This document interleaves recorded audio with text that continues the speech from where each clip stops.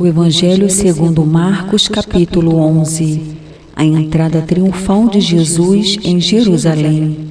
Quando se aproximavam de Jerusalém, de Betfagé e Betânia, junto ao Monte das Oliveiras, enviou Jesus 2 dos seus discípulos e disse-lhes: Ide à aldeia, que aí está diante de vós, e logo ao entrar achareis preso um jumentinho, o qual ainda ninguém montou. Desprendei-o e trazei-o. Se alguém vos perguntar por que fazeis isso, respondei: o Senhor precisa dele e logo o mandará de volta para aqui. Então foram e acharam o jumentinho preso, junto ao portão do lado de fora na rua, e o desprenderam. Alguns dos que ali estavam reclamaram: Que fazeis soltando o jumentinho? Eles, porém, responderam: Conforme as instruções de Jesus. Então os deixaram ir.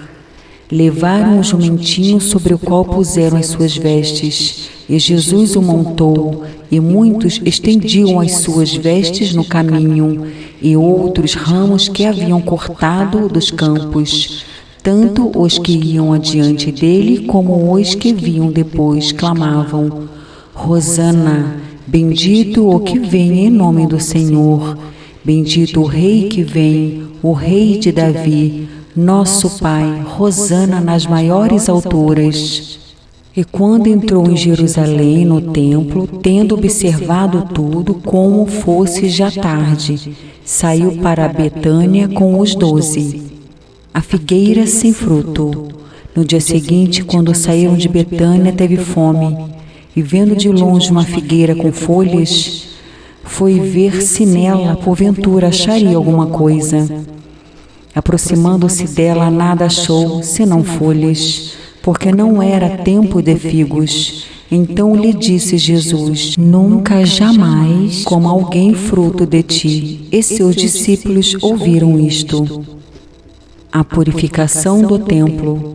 E foram para Jerusalém. Entrando ele no templo, passou a expulsar os que ali vendiam e compravam. Derribou as mesas dos cambistas e as cadeiras dos que vendiam pombas. Não permitia que alguém conduzisse qualquer utensílio pelo templo. Também os ensinava e dizia: Não está escrito: a minha casa será chamada casa de oração para todas as nações? Vós, porém, a tendes transformado em covil de salteadores.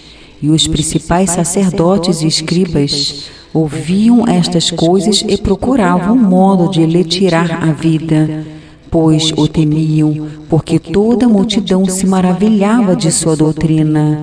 Em vindo à tarde, saíram da cidade. O poder da fé. E passando eles pela manhã, viram que a figueira secara desde a raiz. Então Pedro, lembrando-se, falou: Mestre, eis que a figueira que amaldiçoaste secou. Ao que Jesus lhes disse: Tende fé em Deus, porque em verdade vos afirmo que, se alguém disser a este monte: Ergue-te e lança-te no mar, e não duvidar no seu coração, mas crer que se fará o que diz, assim será com ele. Por isso vos digo que tudo quanto em oração pedirdes, crede que recebestes, e serás assim convosco. E quando estiverdes orando, se tendes alguma coisa contra alguém, perdoai, para que vosso Pai Celestial vos perdoe as vossas ofensas. Mas se não perdoardes, também vosso Pai Celestial não vos perdoará as vossas ofensas. A autoridade de Jesus e o batismo de João. Então regressaram para Jerusalém, e andando ele pelo templo, vieram ao seu encontro os principais sacerdotes, os escribas e os anciãos. E lhe perguntaram: Com que autoridade fazes estas coisas? Ou quem te deu tal autoridade para as fazeres? Jesus lhes respondeu: Eu vos farei uma pergunta, respondei-me, e eu vos direi com que autoridade faço estas coisas. O batismo de João era do céu ou dos homens? Respondei. E eles discorriam entre si. Se dissermos do céu, dirá: então por que não acreditastes nele?